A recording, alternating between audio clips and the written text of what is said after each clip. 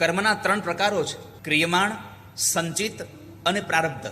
એમાં ક્રિયમાણ કર્મ એવું છે કે તમે કર્મ કરો તરત ફળ. ઘણા બધા કર્મ એવા હોય છે કે ફળ તરત ન મળે. આંબો વાવો અને તરત તમને એમાંથી કેરી ન મળે, એના માટે તમારે 5 વર્ષ રાહ જોવી પડે, પછી ફળ મળે. બાજરી વાવો તો 90 દિવસમાં તમને ફળ મળી જાય. તો ક્રિયમાણ કર્મ એવું છે કે જે તરત જ ફળ મળે. તમને તરસ લાગે, પાણી પીધું.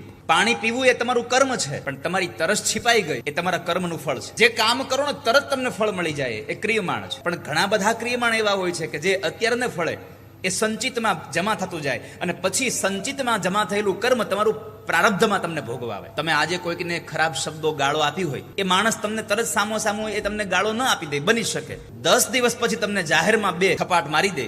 સમજવાનું, આ મારું સંચિત કર્મ જે જમા થયું હતું એનું ફળ મળ્યું મને. ક્યારેક આપણાથી ઘણા વખત પહેલા થઈ ગયેલું કર્મ પછી ભોગવવું પડે છે. પ્રારબ્ધમાં પણ જો કોઈ કર્મ બાકી રહી ગયું હોય તો આપણને જે પ્રકારે ફળ મળવાનું છે એ પ્રકારે યોનિ પ્રાપ્ત થાય છે.